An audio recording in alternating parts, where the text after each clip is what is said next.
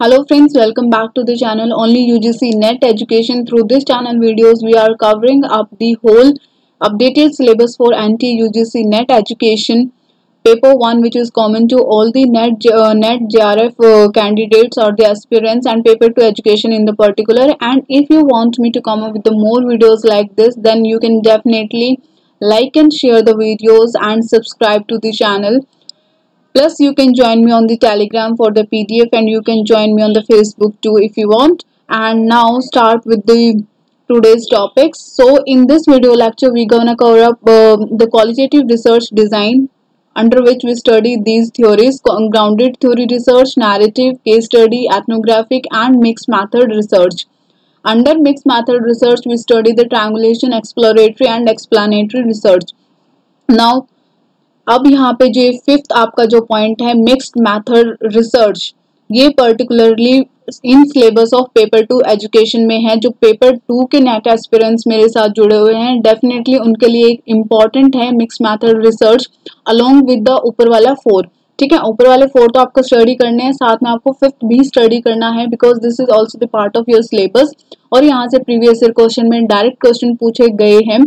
So it is important for your paper 2, but जो paper 1 के aspirants मेरे साथ कनेक्टेड हैं उनके लिए ऊपर वाला जो ये 4 रिसर्च है सिर्फ इतना ही इम्पॉर्टेंट है। बट अगर वो फिफ्थ को स्किप ना करके और इस टॉपिक को भी अच्छे से समझते हैं और पढ़ते हैं तो इस बार चांसेस हैं कि क्योंकि आपका रिसर्च एप्टीट्यूड है पेपर 1 में यूनिट 2 में, सो वहाँ पे भी चांसेस हैं कि हाँ यहाँ से भी क्वेश्चन पूछे जा सकते हैं।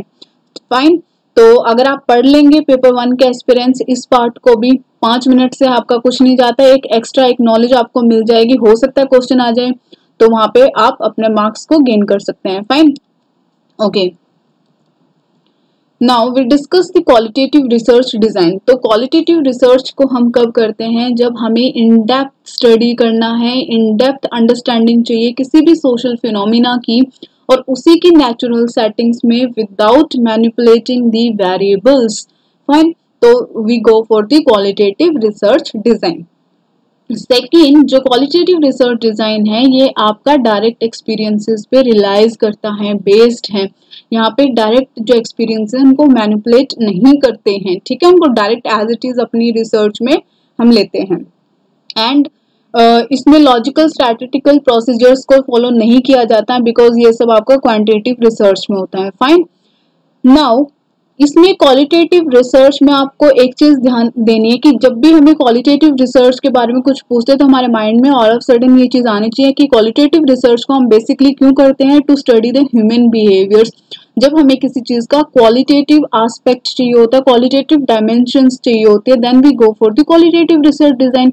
तभी तो हम क्वालिटेटिव रिसर्च करते हैं, जो हम अपनी प्रीवियस वीडियोस में भी कवर अप कर चुके हैं। फाइन, तो to study the human behaviour, opinions, feeling, motivation, इस टाइप की चीजें जब भी आपको स्टडी करनी है तो हम कौन सी रिसर्च करते हैं? Qualitative research. Fine, and we choose the qualitative research design. और क्वालिटेटिव रिसर्च डिजाइन में सैंपल क्या हो सकता है? Sample could be as small as 1 example case study. Case study को अभी हम फर्दर डिस्कस करेंगे। जैसे क्वालिटेटिव रिसर्च में केस स्टडी में क्या होता है, आप पर्टिकुलर इंडिविजुअल को या स्पेसिफिक ग्रुप को स्टडी करते हो तो उसमें सैंपल साइज क्या हो सकता है? Could be as small as 1, एक से भी आपका काम चल सकता है। आपका जो सैंपल साइज है दैट कुड बी 1 ऑल्सो। अब केस स्टडी में आपको पर्टिकुलर केस स्टडी करनी है एक बच्चे के ऊपर, ठीक है, एक स्टूडेंट के ऊपर, एक यूनिट के ऊपर, एक इंडिविजुअल के ऊपर, तो वहां पे आप एक ही बंदा सिलेक्ट कर रहे हैं, दैट मीन सैंपल साइज कितना है आपका? 1। सैम्पलिंग भी हम अपनी प्रीवियस वीडियोस में कवर अप कर चुके हैं, टाइप्स ऑफ सैम्पलिंग। तो जिनको नहीं पता है क्या होता है सैंपल, कैसे चूज करते हैं, what are the types of sampling, तो प्रीवियस वीडियो जाके देख सकते हैं। Fine, okay.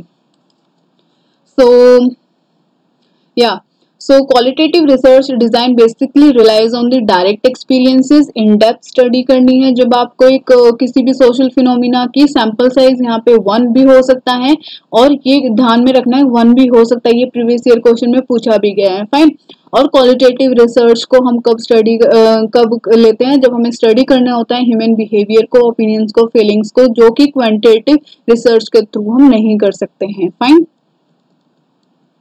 Come to the grounded theory design. अब इसका ये फर्स्ट क्वालिटेटिव रिसर्च डिजाइन में हम फर्स्ट डिस्कस कर रहे हैं आपका grounded theory design. Grounded theory design को हम और बोलते हैं इंडक्टिव बॉटम अप थ्योरी। मतलब इंडक्टिव होता है पर्टिकुलर से जनरल की तरफ जाना, ठीक है। एंड बॉटम अप थ्योरी क्यों? क्योंकि ये नीचे से ऊपर, ये लिंक करता है पार्टिसिपेंट्स की परसेप्शन को, ठीक है। जो भी आपके नेचुरल जो भी थॉट्स हैं उन सबको काउंट किया जाता है इन ग्राउंडेड थ्योरी डिजाइंस, जिसका एम होता है थ्योरी डेवलपमेंट, ठीक है। एंड इट जो भी आपका जो भी मतलब फिनोमिना है, जो भी सोशल फिनोमिना, वो कैसे हुआ, क्यों हुआ, वो सब आपका ग्राउंडेड थ्योरी डिजाइन में आता है। And according to the Creswell 2012 view, ये इनको क्या मानते हैं ग्राउंडेड थ्योरी को? ये बोलते हैं कि एक पावरफुल टूल है when a researcher needs a broad theory or explanation of the social phenomena. Fine. So जब आपको कॉम्प्रिहेंसिव स्टडी करनी है, ब्रॉड थ्योरी आपको चाहिए किसी पर्टिकुलर फिनोमिना के बारे में, देन ग्राउंडेड थ्योरी डिजाइन। और इसका डिसिप्लिनरी ओरिजिन क्या है? Sociology. Fine. Now the second is the narrative research design. Narrative का मतलब आप लोग समझते हैं टू टेल, टू नैरेट करना, ठीक है, बताना।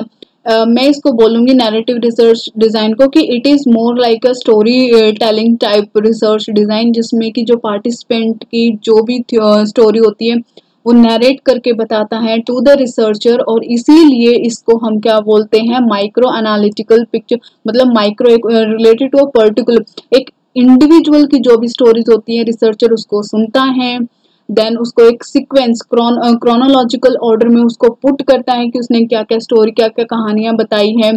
फिर उसको क्या करता है, ऑर्डर में रखने के बाद एक उसकी ओवरऑल पिक्चर क्रिएट करता है इन माइंड और ऑन पेपर, और फिर उसकी कोडिंग करता है, वहां से समझने की कोशिश करता है, ठीक है, कि वो एक्चुअली बोलना क्या जा रहा है, क्या चाह रहा था, या क्या है वो चीज एक्चुअली जिसके ऊपर वो रिसर्च कर रहा है, ठीक है। और जो रिसर्चर होता है, he or she make us understandable, make it understandable to the readers or interpret the result. After coding क्या होता है? Interpretation of the result. Fine. यहाँ पे क्योंकि देखो अब ये इंडिविजुअल की स्टोरीज है, तो रिसर्चर और इंडिविजुअल के बीच में एक क्लोज बॉन्ड एस्टेब्लिश हो जाता है through this research design. Fine. So अभी हम फर्स्ट पॉइंट रीड करते हैं। Researcher describes the lives of the individual, collect and tell the stories about the people's life and write narrative of individual experiences। क्या लिखता है? जो भी individual के एक्सपीरियंसेस हैं, जो भी इंडिविजुअल ने अपनी जो स्टोरीज बताई है, उन्हीं को डायरेक्ट एज इट इज लिखता है रिसर्चर, उनको कोडिंग करने के बाद। Okay, fine. Next is your case study. Case study क्या होती है? In depth and detailed study होती है ऑफ एन इंडिविजुअल और अ स्मॉल ग्रुप और a specific group, resulting in the narrative description of the behaviour और experience. Case study हम particular in depth, क्योंकि क्वालिटेटिव रिसर्च डिजाइन पढ़ रहे हैं तो यहाँ पे इन डेप्थ तो होगी स्टडी और डिटेल्ड भी होगी, ठीक है ना। बट केस स्टडी में क्या है? एक पर्टिकुलर इंडिविजुअल के ऊपर आपकी रिसर्च होती है या एक पर्टिकुलर स्मॉल ग्रुप के ऊपर आपकी रिसर्च होती है, that is your case study. And मतलब उसी पर्टिकुलर इंडिविजुअल का या ग्रुप का जो भी केस होता है, हम सिर्फ उसी को सॉल्व करते हैं अंडर द केस स्टडी। ये एक नैरोली, मतलब ओपन नहीं है, ब्रॉड नहीं है, बट कैसा है? नैरो कंसेप्ट है। Narrowly focused on the exploration and description of the behaviour. Particular जो भी इंडिविजुअल या ग्रुप आप अपनी रिसर्च के लिए उठा रहे हैं, सिर्फ उसी पे फोकस करता है, ना कि बाकी की स्टडीज पे, ठीक है। उसी को एक्सप्लोर करेगा, उसी के बिहेवियर को डिस्क्राइब करने की कोशिश करता है आपका केस स्टडी, ठीक है। और ये एग्जामिन करता है एक सोशल यूनिट को एज अ होल। इस चीज को समझो, as a social unit as a whole, इसका मतलब है इंडिविजुअल है तो उसी की ये पूरी स्टडी करेगा, ना कि उसकी फैमिली मेंबर्स की या सोसाइटी की। नो, जो भी आप केस स्टडी में, अगर आपका एक पर्टिकुलर स्टूडेंट है तो आप उसी के ऊपर पूरा केस स्टडी करोगे, उसी की हिस्ट्री समझोगे, उसी का प्रेजेंट समझोगे, उसी का फ्यूचर, सब कुछ मतलब उसी से रिलेटेड होगा, बाकी सबसे कोई कनेक्शन नहीं होगा। Fine. And it is used to answer the question of how and why again. Okay, so commonly used in the social science research and educational settings, educational settings में भी यूज किया जाता है case study and social science. Educational settings में कैसे, जैसे एक teacher particular एक स्टूडेंट के ऊपर केस स्टडी करें कि ये बच्चा पढ़ाई में अच्छा क्यों नहीं है, इसके मार्क्स अच्छे क्यों नहीं आ रहे हैं, दैट इज केस स्टडी। या कोई हो सकता है ऊपर जो आपका प्रिंसिपल वाइस चांसलर हो, एक टीचर के ऊपर केस स्टडी करें कि इस पर्टिकुलर टीचर का जो है रिजल्ट अच्छा क्यों नहीं जा रहा है। इस तरह से क्या है, केस स्टडी। फाइन, मतलब एक पर्टिकुलर इंडिविजुअल या एक स्मॉल ग्रुप पे आप कैरी आउट कर सकते हैं, और ये एक नैरो कंसेप्ट है because it is limited only to a individual or the small group. Now come to the ethnographic research. Ethnographic research का देखो, इसका ओरिजिन जैसे आपका ग्राउंडेड थ्योरी का रिसर्च डिजाइन का जो ओरिजिन था, डिसिप्लिनरी ओरिजिन था, वो था सोशियोलॉजी। ऐसे ही एथनोग्राफी का ओरिजिन जो है वो है एंथ्रोपोलॉजी, और इसीलिए हम इसको कई बार एथनोग्राफिक रिसर्च को क्या बोलते हैं, कल्चरल एंथ्रोपोलॉजी। बिकॉज ये इस टाइप की जो एथनोग्राफिक रिसर्च होती है, इससे हम क्या स्टडी करते हैं, ये स्टडी करती है, फोकस करती है, डील करती है with the discovery and description of the culture of a group. किसी भी ग्रुप का आपको जब कल्चर स्टडी करना है, कल्चर क्या होता है, उनके बिलीव्स, उनके आइडियाज, उनके नॉर्म्स, उनके values, how they are related to each other, how they are related to the society, उनका एक पर्टिकुलर कल्चर होता है। ठीक है, जब भी किसी ग्रुप का आप कल्चर स्टडी करना चाहते हो तो then you must go for the ethnographic research. इसीलिए इसको कल्चरल एंथ्रोपोलॉजी या नेचुरलिस्टिक इंक्वायरी भी बोलते हैं। Fine, okay, then okay, these methods are of recent origin। अभी recent methods हैं ये in the field of education, इस पॉइंट को भी ध्यान में रखना है। Now the participants observation as the primary data may extend from day to month or to year। यहाँ पे एथनोग्राफिक रिसर्च में देखो, आप कल्चर को स्टडी कर रहे हो तो जरूरी नहीं है कि आपकी रिसर्च एक ही दिन में पूरी हो, क्योंकि आप ऑब्जर्वेशन करते हो, ऑब्जर्व करते हो कल्चर में, एज अ पार्टिसिपेंट भी कर सकते हो, एज अ ऑब्जर्वर भी कर सकते हो। ठीक है जी, तो आपको हो सकता है एक दिन में आपकी रिसर्च पूरी हो जाए, एक दिन में तो ऑब्वियसली नहीं होगी, हो सकता है आपको एक वीक लग जाए, एक महीना लग जाए, या फिर ईयर भी लग सकता है प्राइमरी डाटा को कलेक्ट करने के लिए। ओके, बेसिकली जो एथनोग्राफिक रिसर्च होती है ना, इसका कंसर्न होता है कंटेक्स्ट। कंटेक्स्ट क्या होता है, संदर्भ, मतलब उसका पूरा प्रेजेंट और हिस्टोरिकल बैकग्राउंड उनके अच्छे से समझ, उन्हीं के इन्वायरमेंट में जाके स्टडी करना, उन्हीं का कल्चर। ठीक है, in a free and in natural environment. तो यहाँ पे कंसर्न किस चीज के ऊपर रहता है, कंटेक्स्ट। ठीक है, एक तरह से फील्ड रिसर्च भी आप इसको बोल सकते हैं कि उन्हीं के फील्ड में जाके, उन्हीं के पास जाके, नेचुरल उन्हीं की सेटिंग्स में जाके आप इस स्टडी को करते हो। Okay, now the mixed method research designs. अब ये क्या होते हैं, नाम से समझ में आ रहा होगा, क्या लिखा हुआ, मिक्स्ड मेथड, मतलब बहुत सारे कई मेथड्स इसके अंदर मिक्स्ड होते हैं, उसको हम बोलते हैं मिक्स्ड मेथड रिसर्च डिजाइन।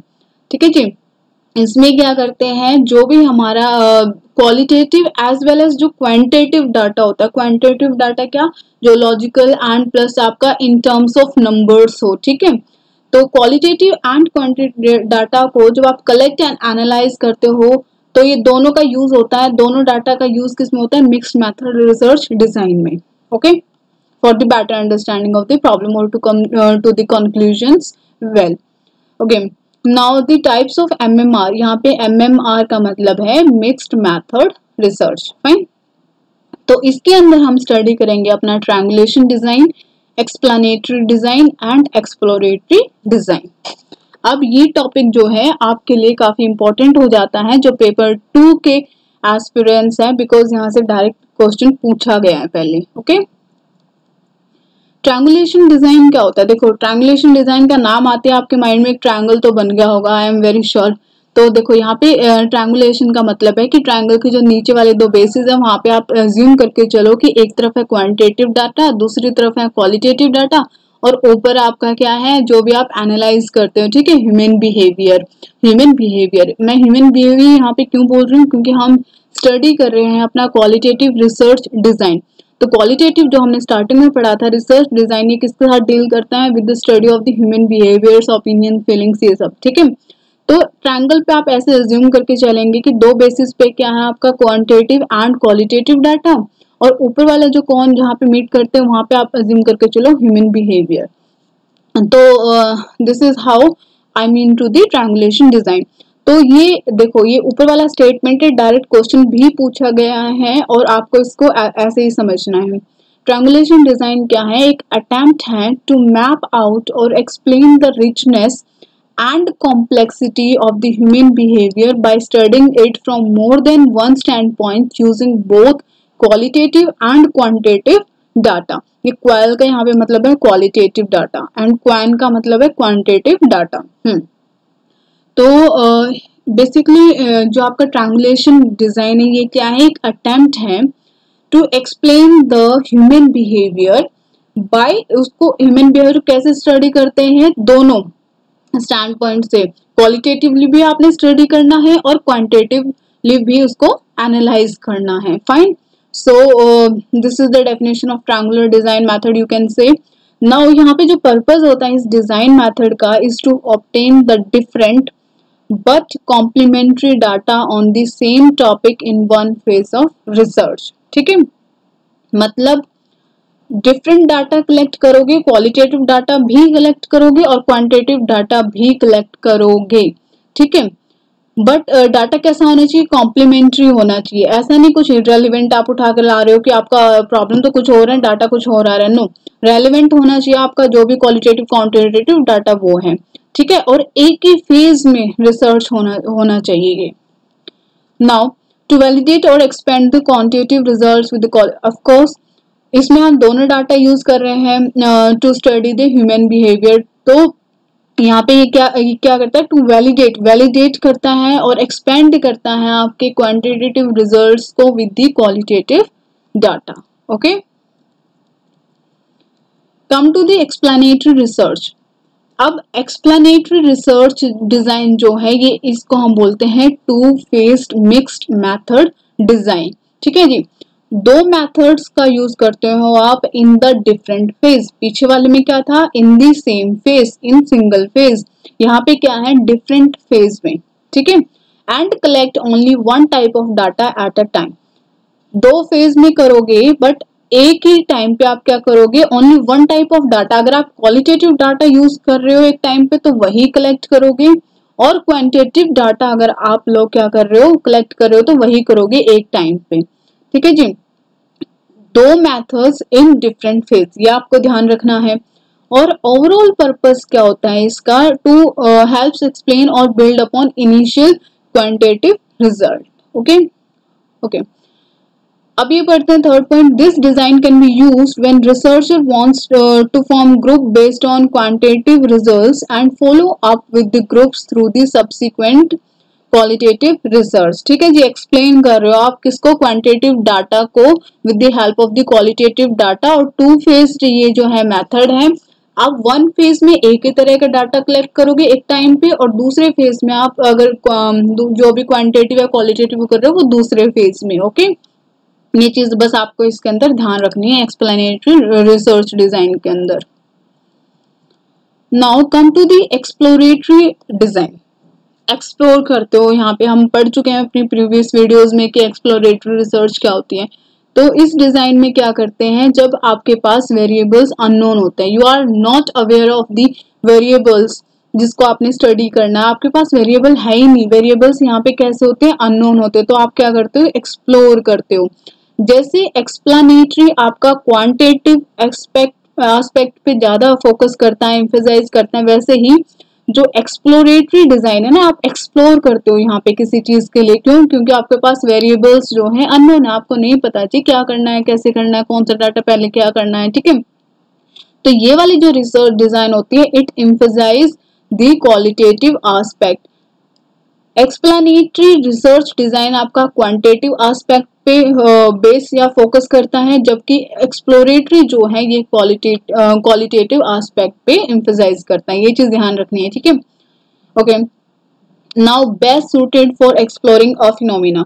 हम सबको पता है एक्सप्लोरेटरी रिसर्च हम कब करते हैं? जब हमें एक्सप्लोर करना है एक फिनोमिना को, इन डेप्थ हमें जब स्टडी करनी है। ओके, वेरिएबल्स अननोन होते हैं, आपने ये चीज ध्यान रखनी है। और एम्फेसाइज किस पे करता है, ये क्वालिटेटिव एस्पेक्ट पे, जबकि एक्सप्लेनेटरी किस पे फोकस से एम्फेसाइज करता है, क्वांटिटेटिव एस्पेक्ट पे। ये चीज आपको ध्यान रखनी है, specially this mixed method research is for paper 2 aspirants. Okay,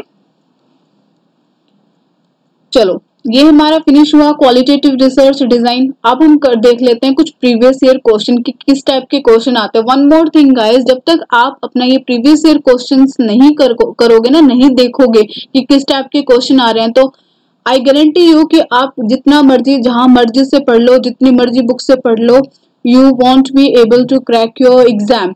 ऐसा मैं क्यों बोल रही हूँ, ऐसा मैं इसलिए बोल रही हूँ बिकॉज आज जब आपको पता ही नहीं है भाई कि क्या पढ़ना है, कैसे स्मार्ट स्टडी करनी है, कहाँ से कितना पढ़ना है, तो आपका वो एक टाइम वेस्ट ही होता है कि आपने पढ़ तो बहुत कुछ लिया बट आपको क्वेश्चन अटेम्प्ट करने नहीं आ रहे हैं। ठीक है, तो इसलिए प्रीवियस ईयर क्वेश्चंस को एक बार गो थ्रू होना मस्ट होता है, ताकि आपको समझ आ जाए कि हमें क्या पढ़ना है, कैसे पढ़ना है, कौन से इंपॉर्टेंट टॉपिक्स और किस टाइप के क्वेश्चंस आते हैं। Fine, okay, so first question, Which of the following methods of data collection can be considered as an attempt? देखो अब इसको ध्यान से पढ़ना है। An attempt to map out or explain the richness and complexity of human behavior by studying it from more than one standpoint using both the data.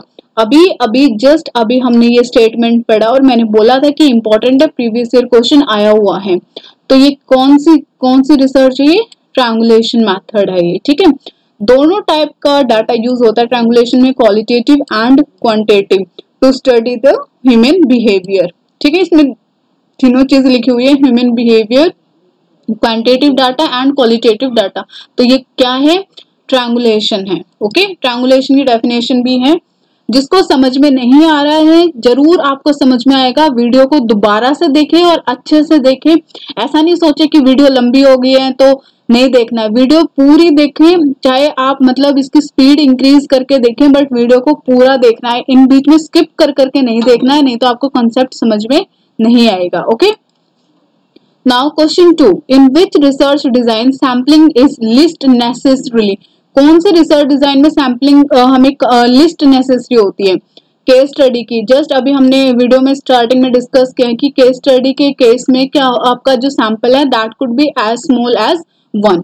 Okay, now question 3, which of the following is or are not a characteristic of narrative research?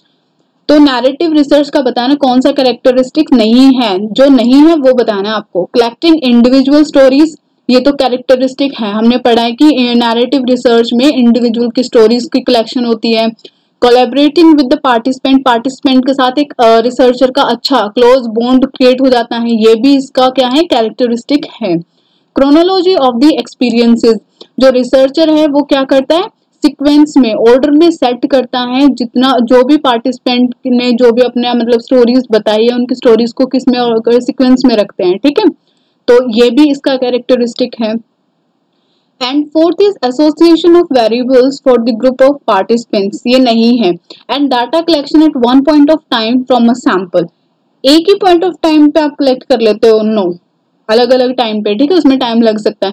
तो जो fourth है और जो ये fourth और fifth है, ये दोनों क्या है, कैरेक्टरिस्टिक नहीं है नैरेटिव रिसर्च के। ओके, सो आंसर आपका हो जाएगा C, fourth and fifth. Now question fourth, match the following, case study, phenomenological, ex post facto research and naturalistic inquiry. Okay, अभी हमको इनको मैच करना है, अभी देखते हैं। Field research using spontaneous and interrupted data collection technique.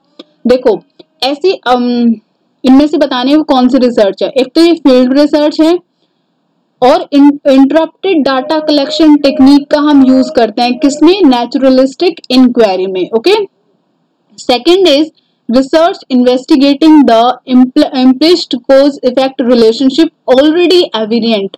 जब भी आप cause effect relationship, cause effect आपके माइंड में आता है तो आप एकदम से सोचते हो कि एक्सपेरिमेंटल रिसर्च होगी, लेकिन देखो इसमें लिखा है कॉज इफेक्ट रिलेशनशिप तो है, लेकिन कैसा, जो ऑलरेडी एविडेंट है, जो ऑलरेडी है। ऐसा ये कैरेक्टरिस्टिक किसका है, एक्स पोस्ट फैक्टो रिसर्च का है। ठीक है जी, देखो यहाँ पे एक वर्ड यूज हुआ एक्स, एक्स मतलब जो पहले हो चुका है ऑलरेडी। ठीक है, तो एविडेंट ऑलरेडी भी वर्ड है यहाँ पे, तो ये किसका कैरेक्टरिस्टिक है, ex post facto research. Next is an analysis result of which are not generalised. देखते हैं अभी।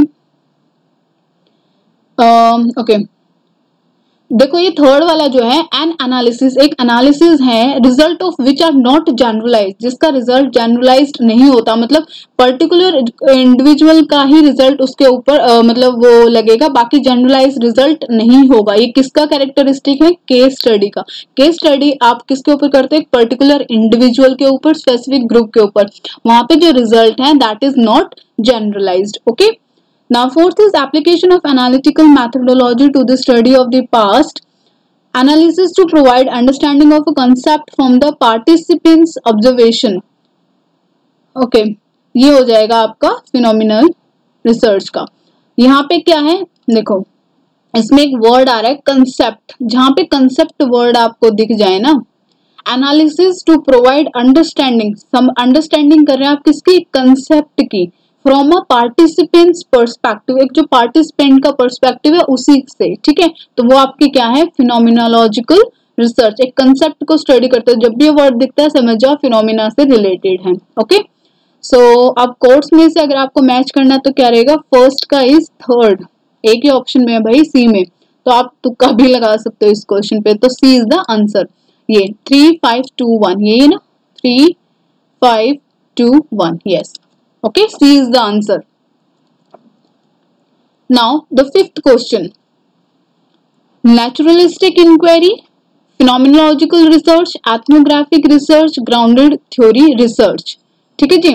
अब आपको ये मैच करना है तो ओके फर्स्ट रीड करते हैं इसको हम। Analytical description of social group related to the shared beliefs, practices and behaviour.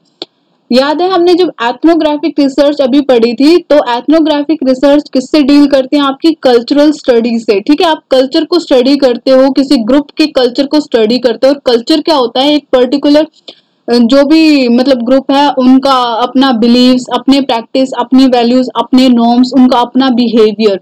तो ये जो फर्स्ट है ये किसका कैरेक्टरिस्टिक या किसकी डिस्क्रिप्शन है? एथनोग्राफिक रिसर्च की। Okay Now second is sophisticated analysis which links the participants perception। ये भी हमने अभी एक रिसर्च में पढ़ा है, इस वर्ड पे फोकस करना, which links the participants perception, participants की perception को लिंक करता है, ठीक है। तो ये किसका था? आपका ग्राउंडेड थ्योरी रिसर्च में पढ़ा था, ठीक है। वीडियो को स्टार्टिंग से देखना तब समझ में आएगा। Designed to aid and assess the merit and worth of a specific practice in terms of the values, analysis of the qualitative data to provide an understanding of a concept from the participants' perspective। Okay, ठीक है जी। यहाँ पे भी देखो concept नजर आपको आ रहा होगा, ठीक है। तो आपको हिंट ऑलरेडी मिल चुकी है कि ये किसका होगा? बी का होगा। Prefer inductive reasoning from the grass root observation. देखो यहाँ पे कंसेप्ट वर्ड लिखा हुआ है तो मैंने बोला था फिनोमिना से समझ जाना, इसका हो जाएगा फोर्थ, और जो ये फिफ्थ है ये हो जाएगा आपका फर्स्ट का। कैसे? नेचुरलिस्टिक इंक्वायरी में क्या करते हैं? You prefer the inductive reasoning करते हैं from the grass root observation and discovery with an emergent design. Okay अभी इसका हम देखते हैं कौन सा आंसर रहेगा। ये हो जाएगा इसका डी, या 5 ए का 5, बी का इज 4th 1 and 2, या ठीक है ना हमने? Yes, so here answer is D. Course में से आपका आंसर हो जाएगा ये डी, 5 4 1 2। सो देखो अभी आपने देखे होंगे कि हमने जितनी भी रिसर्च पढ़ी है आपको पता लग गया इन प्रीवियस ईयर क्वेश्चन से कि इस टाइप के क्वेश्चंस आते हैं। तो इसीलिए मैं आपको एम्फसाइज इसीलिए बार बार फोकस कर रही हूँ कि जितने भी मैं प्रीवियस ईयर के क्वेश्चंस के वीडियोस डाल रही हूँ ना, आप भले ही आप एक बिगनर हो या आप रिवीजन कर रहे हो, जो भी कुछ कर रहे हो, आपको ये मस्ट है प्रीवियस ईयर क्वेश्चन का वीडियोस देखना, तभी आपको समझ में आएगा किस टाइप के क्वेश्चन पूछे जा रहे हैं, कैसे आपको किस टॉपिक को कैसे पढ़ना है और कैसे आपको अपनी स्मार्ट स्टडी करनी है। अदरवाइज सिलेबस इतना ज्यादा है कि आप पूरे साल लगे रहो तो पढ़ते ही रह जाओगे, ठीक है। So okay now it's all for today. Now stay tuned for the next lecture on the variables and hypothesis, and don't forget to like, share and subscribe the channel. So thank you very much. Have a nice day.